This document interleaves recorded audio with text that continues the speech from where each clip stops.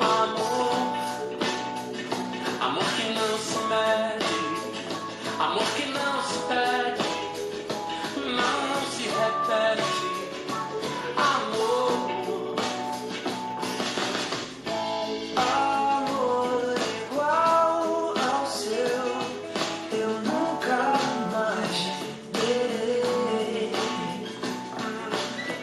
Amor que eu nunca vi igual, eu nunca mais verei.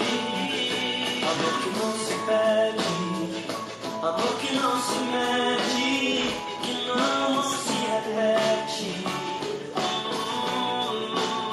Amor que não se pede, amor que não se mede, que não se repete. Amor. Você vai chegar em... E aí, boa noite. E aí, pessoal, tudo bem com vocês? Heróis e heroínas da quarentena. Muito bom ter vocês aqui. Tô vendo o pessoal aí entrando, Márcia, Jonathan, Vanessa. E aí, Vanessa, tudo bem? Alex, meu parceiro. E aí, Alex, tudo bem? Maria Eduarda. Legal, gente. Muito bom ter vocês aqui para mais uma live. É bom saber que temos aí corajosos que em plena quarentena, distanciamento social, todo mundo em casa, você se dispõe a parar um pouquinho para ouvir um professor de matemática, né? Isso é muito legal. Muito bom ter vocês aqui e acredito que todos viram o tema da nossa live de hoje, né? E saudade de vocês também, Vanessa. E bom, vamos já direto ao ponto, né? Sem mais delongas. E eu queria, assim como eu fiz na semana passada, levar vocês, fazer meio que um flashback aí de algum momento que todos nós vivemos na nossa jornada ali no ensino fundamental, que foi uma certa aula que a gente teve em algum momento da nossa vida, onde o nosso professor, nossa professora ensinou a gente a somar frações. Todo mundo aqui teve uma aula lá no ensino fundamental para somar fração, né? E foi algo mais ou menos assim. Semana passada eu usei o quadro e aí ficava invertido, né? Então eu vou tentar melhorar isso agora. Vou inverter a câmera aqui, vamos ver se vai dar certo. Acho que é aqui. Beleza. Perfeito. Me deem um ok aí se vocês estão enxergando. Tá dando para ver? Bom, e um belo dia você foi para a escola, o professor falou assim, hoje, turma, nós vamos aprender a somar frações. E bom, somar frações na verdade é uma coisa muito simples, né? Eu vou usar aqui como exemplo, um caso aqui bem simples, que é se você quiser somar meio mais um terço. É bem simples, né? Assim, é só você aprender a regrinha, que é a seguinte. Bom, primeira coisa, você calcula o MMC entre 2 e 3, que lembra que a gente viu na aula passada, a fórmula para calcular o MMC. Aí a gente calcula o MMC, nesse caso não vou fazer, porque a gente já fez, dá 6. E aí, beleza, deu 6, você bota o 6 ali embaixo, e aí o que você faz? Você faz 6 dividido por 2 dá 3. E aí você multiplica por aquele 1 lá em cima. Então 6 dividido por 2 vezes 1 dá 3. Então você põe aquele 3 ali em cima. Beleza? Entenderam? Agora você pega o 6 e divide pelo 3, que está ali na outra fração, na segunda fração. Divide pelo 3 e multiplica pelo 1 que está lá em cima. Então 6 dividido por 3, 2 vezes 1, 2. Então você soma com 2, que é o que está ali em cima. E agora, muito simples, 3 mais 2 dá 5. 5 dividido por 6, portanto, é quanto dá meio mais um terço. Gente, então é muito simples. Assim, basicamente você divide pelo de baixo e multiplica pelo de cima, entendeu? Bom, agora vocês vão fazer uma lista aí de 450 exercícios de fixação e aí vocês vão aprender como é que faz para somar fração. E aí, foi mais ou menos assim que a gente aprendeu? Claro que eu estou exagerando um pouco aqui, né? Mas, em essência, foi meio que isso, não? É mais ou menos esse o esquema que a gente aprendeu, não só a somar fração, mas maior parte das coisas que a gente aprendeu de matemática na escola foi assim, né?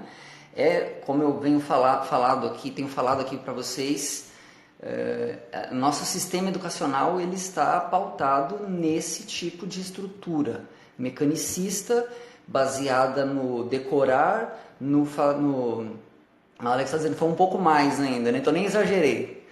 É mecanicista, é baseada no fazer, no decorar, assimilar a fórmula e aplicar a fórmula, né?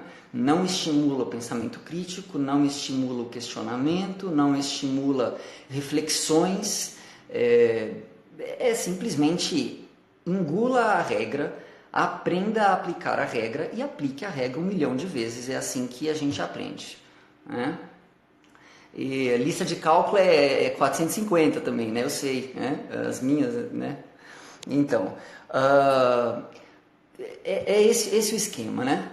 Bom, mas por trás disso, né? Por trás dessa regra, por exemplo, que eu mencionei aqui, será que existe algo de significado? Existe algum sentido para além disso? Porque olhar para essa regra dessa forma, por que, né? Por que divide pelo de baixo, multiplica pelo de cima? De onde vem essa regra, né? O que é MMC? Para que essas coisas, né? Tudo isso fica muito obscuro. Meu objetivo hoje é conversar um pouquinho, de maneira bem informal, sobre trazer um pouquinho dos aspectos históricos que levaram ao desenvolvimento dessa noção de número, um pouco mais ampliada do que aquela que a gente trabalhou na semana passada, e que culminou nesses conceitos e nessas formas, nessas regras que a gente aprende, que hoje são dadas para a gente assim, prontas, acabadas, como se fosse assim desde sempre, né? Na verdade não é assim desde sempre, é isso que a gente vai tentar trazer um pouquinho. Tá, eu já tenho falado bastante aqui para vocês que cada conceito, cada área do conhecimento, ela se desenvolve a partir de necessidades humanas. E na matemática não é diferente. Os conceitos eles vão se desdobrando, vão se desenvolvendo a partir de necessidades humanas básicas, concretas da vida real. É assim que é sempre.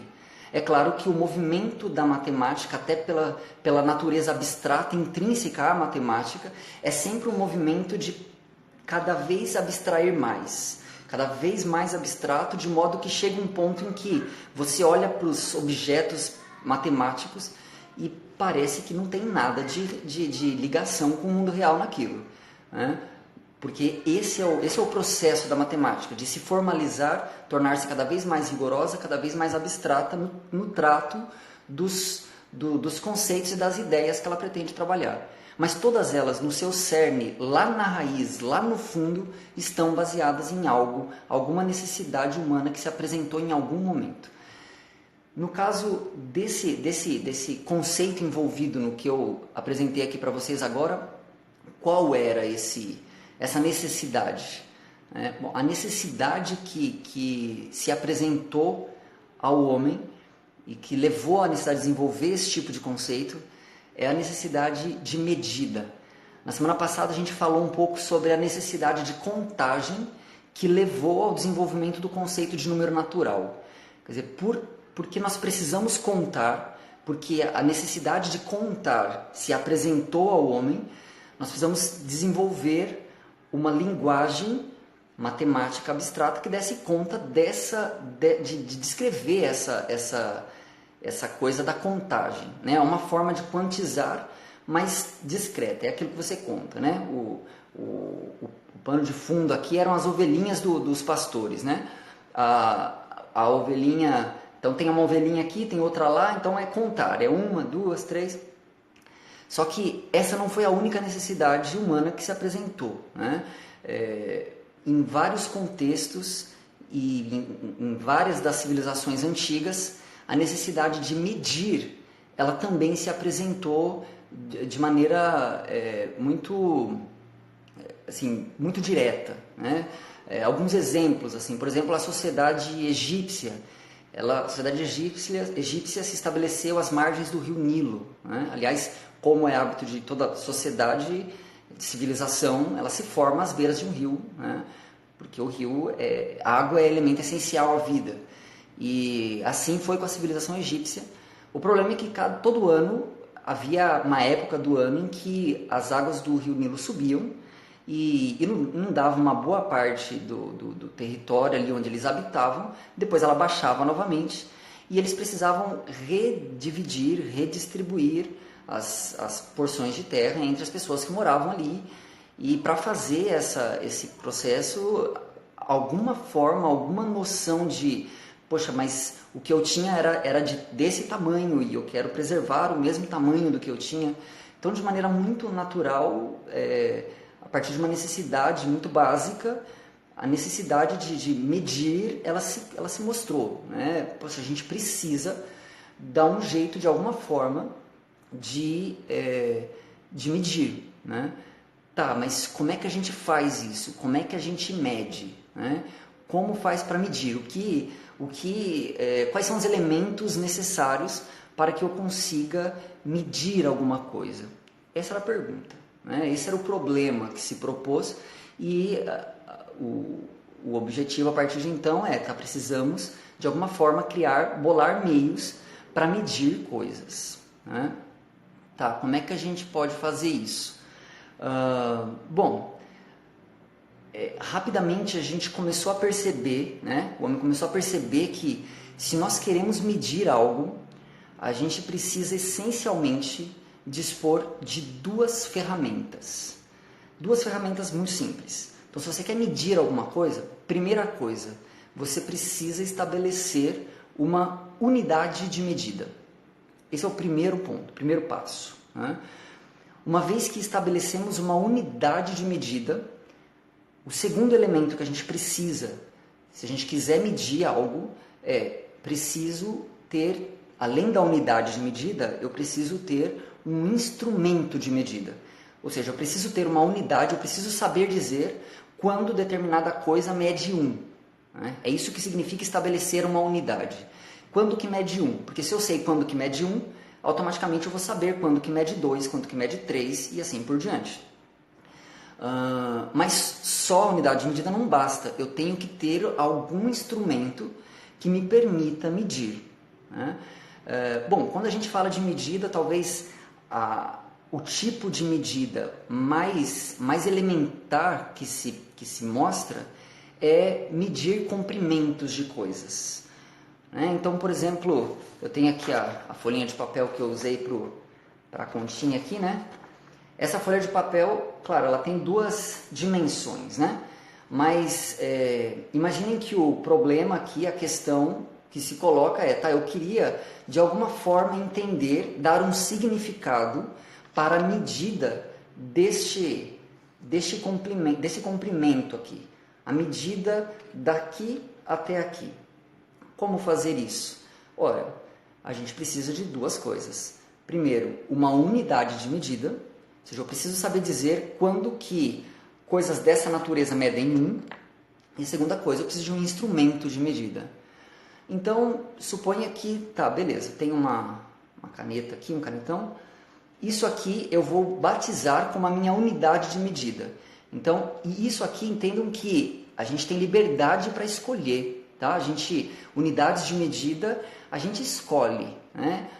E eu estou escolhendo, minha unidade de medida vai ser essa. Então, minha unidade de medida vai ser canetão, né? Então, para algo medir 1, ela tem que medir exatamente o comprimento deste canetão, né?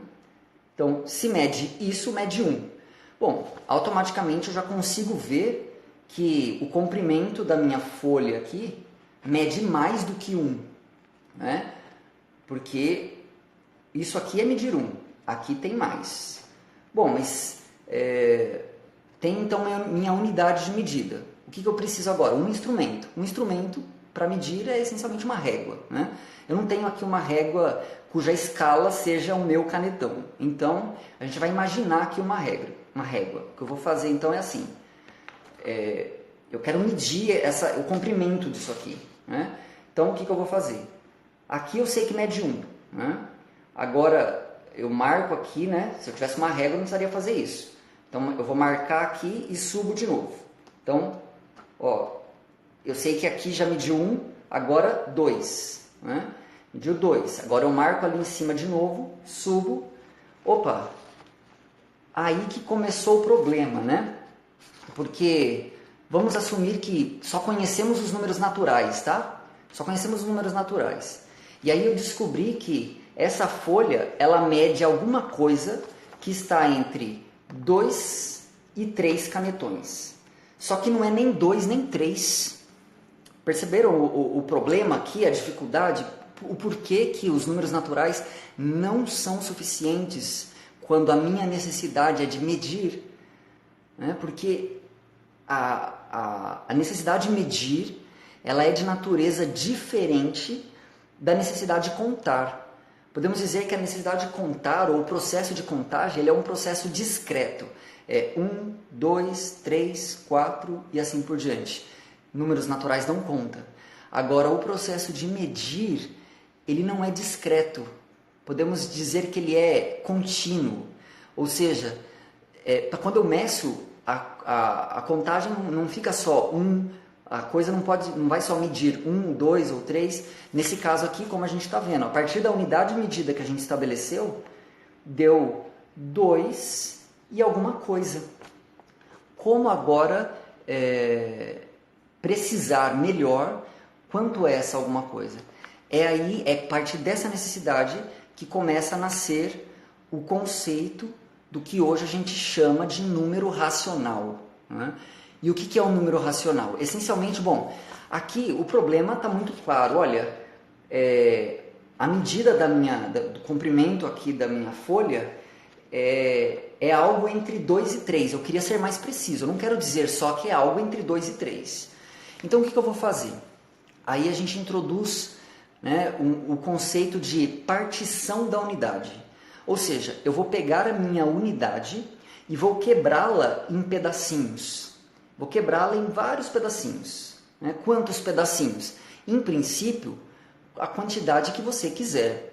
Tá? Você quebra na quantidade que você quiser. Agora, voltando ao ponto que a gente também discutiu da última vez, né? Que a gente estabeleceu, unificou uma forma de representar os números naturais a partir de uma base formada por grupinhos de 10, né? É a nossa base decimal, o sistema decimal. A mesma lógica se mantém quando eu quero particionar a unidade. Então eu quero particionar a unidade, já que eu faço grupinhos de 10, eu vou particionar também em 10 pedacinhos. Então o que eu faço? Pego a minha unidade e quebro em 10 pedacinhos. Cada pedacinho desse corresponde a uma parte em 10 da minha unidade. Agora eu não tenho mais um canetão, eu tenho uma parte em 10, né, do canetão, certo? Seria 10% desse tamanho agora. E aí essa passa a ser, digamos que a nossa nova unidade, tá bom? Então agora é uma unidade fracionada, uma unidade particionada. Reduziu, ficou 10% só, né? E por que 10%? Porque a gente batizou, né, oficializou, tornou, né, tradição usar a base decimal. Por isso a gente quebra em 10 pedacinhos. E aí, beleza. Bom, digamos que seja mais ou menos isso aqui que eu tinha que medir. Agora, o que eu faço aqui? Eu pego cada um desses 10 pedacinhos e vou colocando aqui, né? Suponha aqui, ó, coube 1, 2, 3, e aí eu percebo que ficou entre 3 pedacinhos e 4 pedacinhos. Pô, e agora, né? Agora eu sei que a minha folha mede duas unidades inteiras, e mais, posso usar a expressão 3 décimos, né? Seria, ou melhor, algo entre 3 e 4 décimos, né? Entre 3 e 4 dessas pequenas partezinhas que a gente particionou a minha unidade inteira. Mas ainda está o mesmo problema, porque ficou agora dessa parte que foram os pedacinhos, né? Os 10 pedacinhos, ficou entre 3 e 4. E agora o que eu faço? Eu vou repetir o mesmo processo. Eu vou pegar aquele pedacinho que era a 10ª parte, bem pequeno, e vou dividir em 10 de novo. Divido em 10 de novo. E aí, dividir em 10 de novo, agora ficaram pedacinhos bem minúsculos.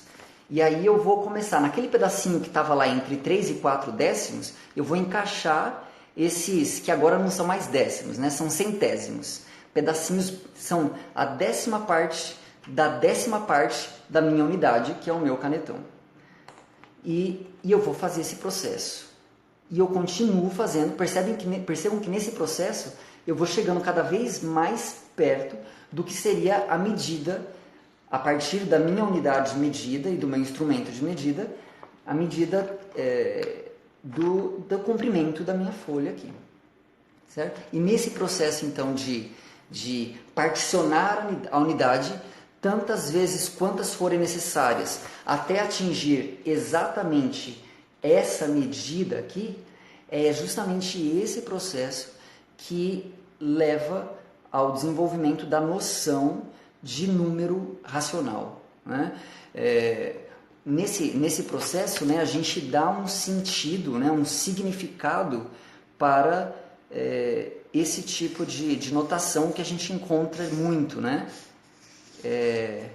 Esse tipo de notação aqui, vou inverter de novo aqui para vocês enxergarem aqui.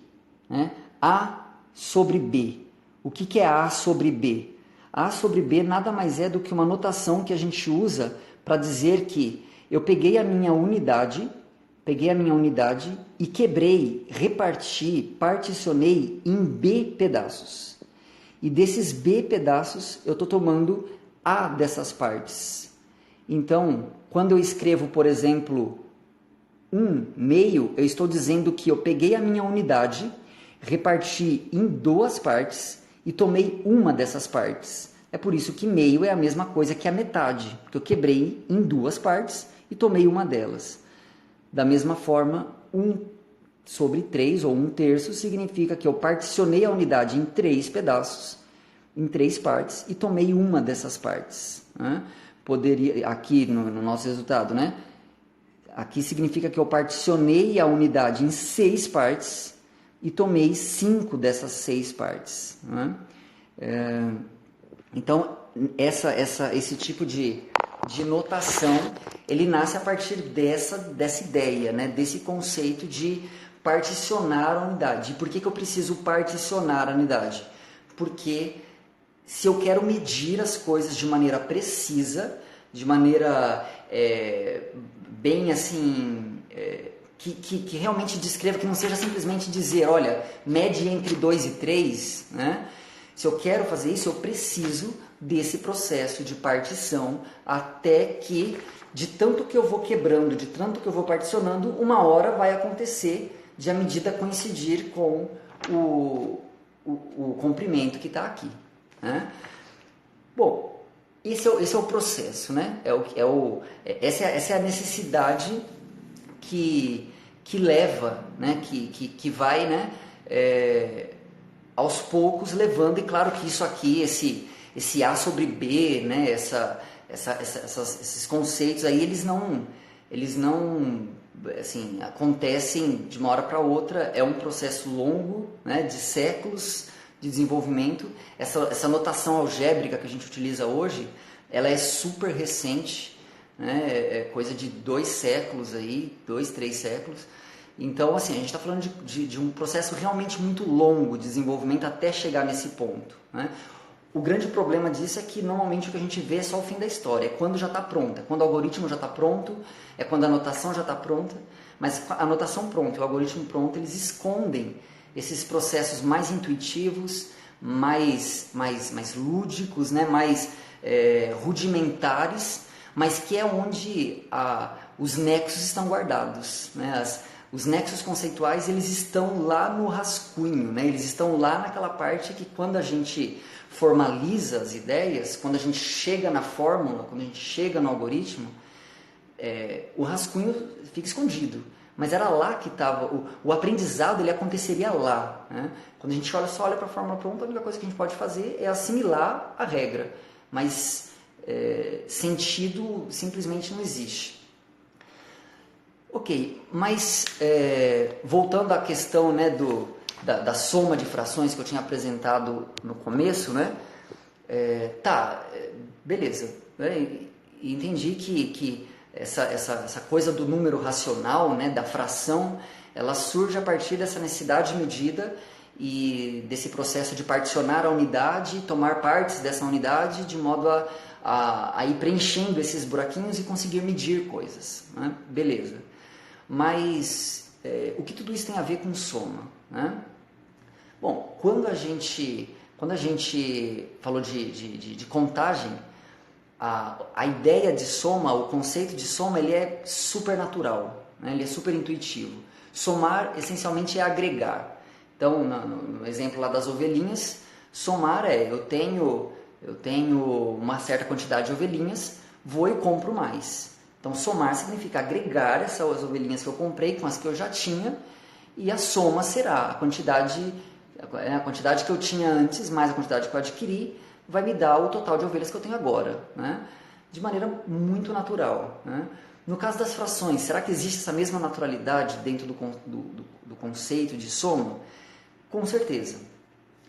O problema é que, quando, por exemplo, no exemplo que eu dei aqui, né, eu quero somar um meio mais um terço, a gente está numa situação que ela é bastante complexa, porque, de um lado, a gente pegou a nossa unidade e quebrou em duas partes. E aí a gente toma uma dessas partes. Né? Isso é o meio. Né? É uma parte tomada entre duas. E, por outro lado, a gente pegou a unidade, quebrou em três partes e tomou uma dessas partes. É o 1/3. Agora eu quero agregar. A ideia da soma continua sendo a mesma. É agregar. Né? Se eu for pensar em termos de comprimento, seria agregar o comprimento de algo com o comprimento de outro algo. Né? Continua sendo a mesma. O problema é que eu estou agregando partes de todos que são diferentes. Uma era uma parte de duas, o outro é uma parte de três. Como é que eu agrego partes de todos diferentes? Então, antes de responder essa pergunta, a gente precisa voltar um pouco mais e entender, então como é que eu agrego partes do mesmo todo? Porque aí fica mais natural e fica mais intuitivo. O melhor exemplo, né, que até a gente vê muito, né, assim, até por se tratar de comida que a gente adora, né? Pizza, né? Pizza normalmente ela é dividida, já vem da pizzaria já dividida em 8 pedaços, né? Então a gente tem uma unidade, que é a pizza inteira, que a gente quebra, divide em 8 partes, em 8 pedaços, né? Então quando eu como um pedaço dessa pizza, eu na verdade estou comendo uma parte de 8. Né? O todo corresponde aos 8 pedaços, eu estou comendo portanto eu comi uma parte de 8. Na notação de fração eu comi 1/8 da pizza. Né? Se outra pessoa vem e come 2 pedaços de pizza, então essa pessoa comeu 2/8 da pizza, né? 2 partes dentre as 8 que formavam a unidade da pizza. Beleza. O que seria somar nesse caso? Seria agregar a quantidade de pedaços que eu comi com a quantidade de pedaços que a outra pessoa comeu. Então, qual foi a fração da pizza que eu e essa outra pessoa comemos juntos? Muito simples. Se eu comi uma parte de 8 e se o outro comeu 2 partes de 8, nós dois juntos comemos 3 partes de 8. Percebam como isso é muito intuitivo, né? Claro, é só contar a quantidade de partes. E aí percebam que o processo é de contagem, né? É o processo de contagem, só que agora é contagem de partes. É contagem de partes desse todo que agora a gente fracionou, a gente particionou. Certo? Essa é a diferença aí, né? Beleza. Mas, então, em resumo, né? Se eu quero somar 1/8 com 2/8, existe uma forma única, muito natural e muito intuitiva de fazer isso, que é, se eu quero somar uma parte de 8 com duas partes de 8, basta somar as partes que aparecem lá na parte de cima dessa notação e conservar a parte de baixo. 1/8 mais 2/8 é, portanto, 3/8. Né? Por quê? Porque, olha, é o que a intuição nos diz. Né? As regras, elas nascem a partir daquilo que é intuitivo, daquilo que eu consigo intuir, né? Daquilo que é natural de ser. Né? E nesse caso é natural, porque eu estou somando partes de um mesmo todo. Então, somar partes de um mesmo todo é simplesmente agregar, contar, assim como a gente fazia no caso dos números naturais. Legal. Só que quando o problema no caso de meio mais 1/3, que eu tô agora somando partes, agregando partes de todos que são diferentes. Né? Como é que a gente faz isso aí? Bom, aí eu fiz aqui um desenho, vamos ver se vai dar para enxergar bem. Né? Aqui eu peguei, né? Imaginem, vamos continuar com o nosso exemplo da pizza, né? Imaginem que dessa pizza aí chegou alguém e comeu metade da pizza, né? Comeu uma parte de duas. Então, aqui a gente vê representado aqui pela cor laranja, essa parte, a parte da pizza que foi embora, né? E do que sobrou aí, veio outra pessoa e comeu 1/3, né? Então, da pizza toda, divide em 3 partes. Isso aqui é o equivalente ao que a pessoa comeu. Né? Bom, a pergunta agora é: como saber quanto da pizza sobrou se alguém veio e comeu metade e o outro veio e comeu 1/3? Né? Será que sobrou alguma coisa? Será que não? Né? Como saber isso? Percebam, o problema aqui é: eu estou somando uma de 3 partes com uma de 2 partes. Então, são partes de todos diferentes. Como é que eu faço para somar isso? Olha, não tem jeito. Na verdade, o que a gente percebeu se forem partes de um mesmo todo, é muito natural e intuitivo. Agora, se não forem, a gente não consegue fazer. Bom, então o que a gente faz?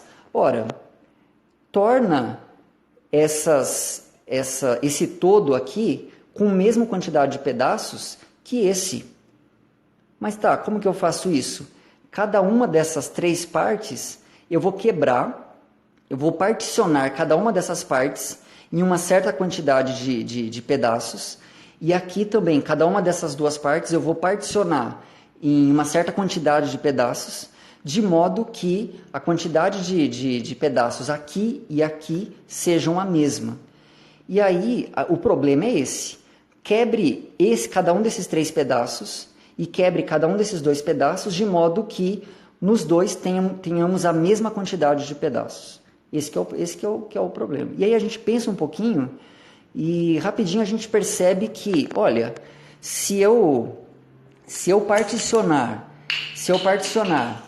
cada uma dessas 3 partes aqui em 2, né? Se eu particionar esse aqui em 2, esse aqui em 2, esse aqui em 2, e se eu particionar cada uma dessas 2 partes em 3, então eu particiono essa aqui em 3, particiono, suponham, tá, que esteja em partes iguais aí, né? Pronto, particionei cada uma das 3 partes aqui em 2, e aí quando eu fiz isso, com quantas partes eu fiquei? Bom, a gente conta, né? 1, 2, 3, 4, 5, 6. Aqui, cada uma das 2 partes, eu particionei... Opa, Júlio, tudo bem?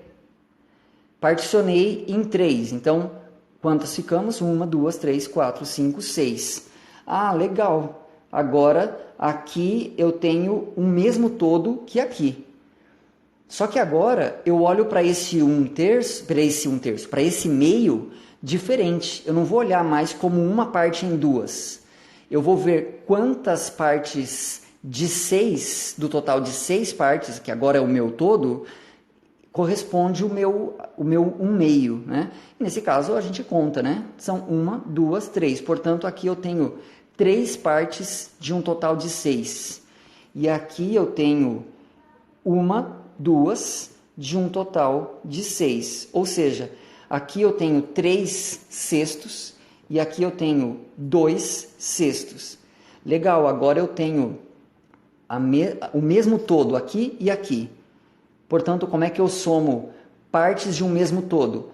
É do jeito que a gente somava quando a questão era contar. Portanto, 1, 2, 3, 4, 5. E aí, somando, portanto, 1/2 com 1/3, a gente tem 1, 2, 3, 4, 5 de 6, ou seja, 5 sextos. Percebem como quando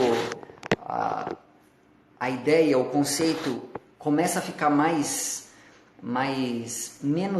assim artificial, as coisas tendem a ficar mais claras, quer dizer, a regra ela começa a ganhar um pouco mais de forma, né? Um pouco mais de gosto, de sabor, né? Porque a gente começa a entender quais são os problemas, quais são as dificuldades, né? As necessidades e o que a gente precisa para resolver e aí os problemas vão surgindo e a gente vai tentando entender como contornar, como fazer e é isso que acontece, né? E é assim para qualquer tipo, peguei um tipo bem simples, né? 1/3 mais 1/2, né?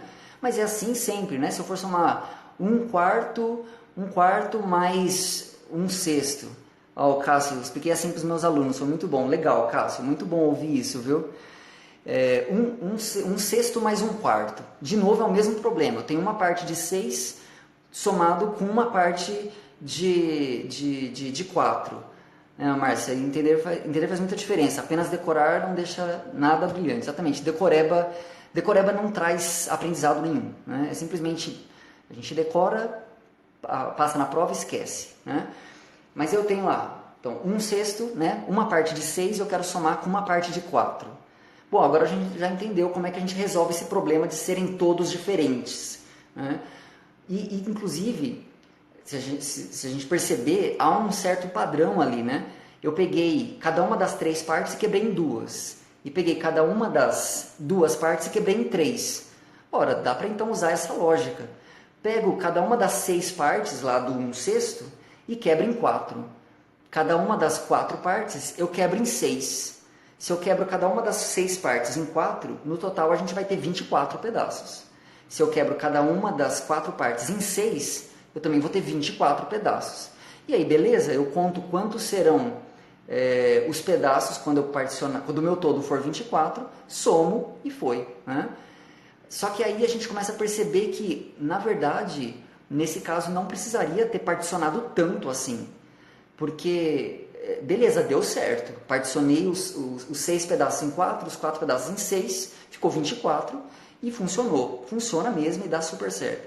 Só que a gente poderia ter percebido que se eu particionasse cada uma das 6 partes em 2 apenas, não em 4, e se eu particionasse cada uma das 4 partes em 3 apenas e não em 6, a gente teria 12 partes no primeiro e também 12 partes na segunda, porque né, cada uma das 6 partes eu particionei em 2, portanto eu vou ter 12. Cada uma das 4 eu particionei em 3, portanto eu vou ter 12 também. Então eu não preciso quebrar em 24 pedaços, eu posso quebrar em 12. Por quê? Porque é mais fácil. Um todo de menos partes é melhor, é mais fácil. Né? É aí que começa a nascer a ideia do tá. Então ao invés de pegar o 24, vamos ver se tem alguém menor que vai fazer com que o todo fique com a mesma quantidade de partes. É aí que vai nascendo a ideia do mínimo múltiplo comum. Mínimo porque eu quero particionar na menor quantidade possível. Né? Múltiplo porque tem que ter, múltiplo comum, né? Porque eu tenho que conseguir quebrar de modo que a quantidade nos dois seja a mesma. Né? Então, o processo do tal do MMC, ele nasce aí. Eu preciso particionar essas partes distintas de modo que fiquem com uma mesma quantidade, de modo que a unidade tenha uma mesma quantidade de partes, e assim a gente consiga efetuar essa soma aí, né? De maneira, sem muito problema, sem muita dificuldade. Bom, mas legal, eu estou usando aqui o exemplo, né? Eu usei o exemplo da medida de comprimento, né? A medida de comprimento para poder exemplificar a ideia da medida, né? Mas é claro que não é só comprimento que a gente mede. A gente mede volume, a gente mede, enfim, uma porção de coisas, né? que a gente pode medir. Mas afinal de contas, será que dá para medir tudo? Será que tudo é possível de ser medido? Né? Aliás, tem muita coisa que a gente vê por aí, assim, né? Quem que nunca viu comercial assim dizendo, olha, dentes até 3 vezes mais brancos? Já ouviram coisa assim? Né? Ou roupas 2 vezes mais limpas, né? Ou cabelos 3 vezes mais sedosos, né? Já ouviram coisas assim? Acho que todo mundo já se lembra de propaganda, né? de coisas desse tipo, mas a pergunta é, será que realmente faz sentido falar desse tipo de coisa? Né? Será que a gente conseguiu desenvolver técnicas para medir coisas? Mas será que a gente realmente consegue medir tudo? Será que a gente consegue medir qualquer coisa? Bom, a gente viu aqui, ficou claro que para a gente conseguir medir, a gente precisa de 2 coisas, são 2 elementos essenciais. Primeiro, sim, depende de referencial, que é justamente esses 2 elementos. Primeiro, eu tenho que ter uma unidade de medida. Segundo, eu tenho que ter um instrumento de medida. Então, por exemplo, para a propaganda lá dizer que aquele creme dental deixa seus dentes 3 vezes mais branco, ele precisa ter uma unidade de medida de brancura e ele precisa ter um instrumento para medir a brancura do dente.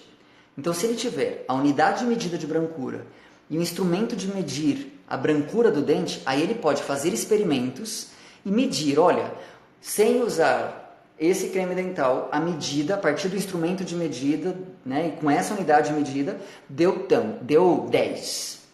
Agora, usando esse creme dental, deu 30.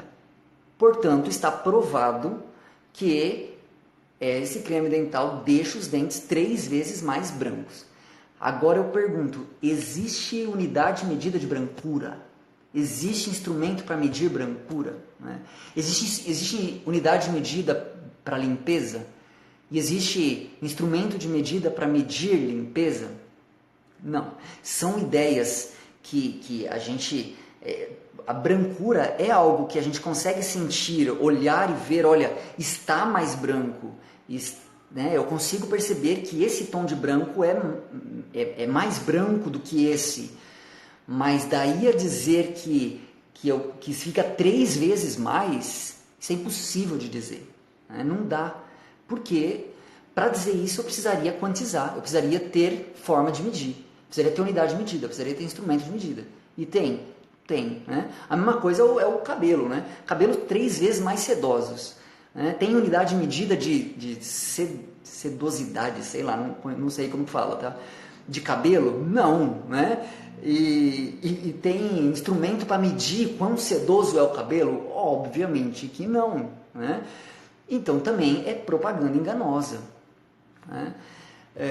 Bom, mas talvez alguns de vocês estejam aí, né, se perguntando e se questionando, tá, mas o amor, né? Porque eu tratei de botar no tema dessa live assim, né? Como se mede o amor, né? Bom, o amor está sujeito à mesma análise que as outras grandezas que eu citei aqui estão, né? Queremos medir o amor? A gente só precisa de 2 elementos, né? Primeiro, uma unidade de medida de amor, não sei, megahertz talvez, né? entenderam? Né? Piada ruim, né? Mas, e beleza, tem que ter unidade de medida, mas eu também tenho que ter um instrumento de medida, né? Um amorômetro, né? Então, se eu tiver a unidade de medida, né, tenho lá o megahertz e eu tenho o amorômetro, beleza, agora a gente pode medir, né? Então, você vai lá, bota no coração da pessoa assim, enfia o amorômetro ali, né? Agora, beleza, enviei o amorômetro, tá dando aqui 300 megahertz, né? Beleza, então, né? Aí o outro você mediu, pô, deu 100 megahertz, então esse aqui ama 3 vezes mais, né? Agora a pergunta é, tem unidade de medida para amor? É claro que não, né? Tem instrumento de medida para amor?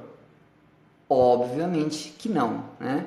Aliás, quem entrou aí desde o comecinho, ouviu aí, eu coloquei um trechinho da música do Cidade Negra, né? Interpretada pelo Nando Reis e o trio Mellin, que diz exatamente isso, olha, amor não se mede, né?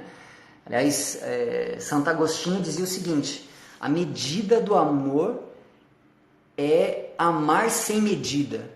Essa é a frase que eu ouvi hoje, inclusive. A medida do amor, segundo Santo Agostinho, é amar sem medida. Ou seja, amor não se mede, amor se sente, amor se recebe, amor se compartilha, amor a gente dá, né? Amor a gente escolhe, né? Amor é decisão. Mas amor não se mede, literalmente como disse a Natália ali, né? Amor não se mede, amor se vive, né? A medida do amor é amar sem medida, exatamente, é isso aí, né? Amor transcende a tudo isso, né? Amor tá para além de tudo isso, né? Amor a gente vive, a gente demonstra através das nossas atitudes, né? Amor a gente demonstra, por exemplo, dentro das nossas possibilidades, ficando em casa, para poder não correr o risco de eu ser o vetor de contaminação de alguém que possa estar mais vulnerável. Amor é isso aí, é aproveitar, fazer das nossas atitudes, fazer com que as nossas atitudes transpareçam o cuidado com o outro, transpareçam a empatia, né? Transpareçam o respeito e amor está para além de tudo isso. Mas, embora tenham coisas como o amor que a gente não mede, tem uma porção de outras coisas que a gente mede, né? E para esse monte de outras coisas que a gente mede, é justamente para atender a essa necessidade que o conceito de número racional foi fundamental. Sem esse conceito de número racional, não seríamos capazes de medir qualquer coisa que fosse, né? E, bom, é isso que eu queria trazer aqui para vocês hoje. Espero que tenha sido útil aí para vocês e espero ver vocês aí numa próxima. Um abraço e até mais.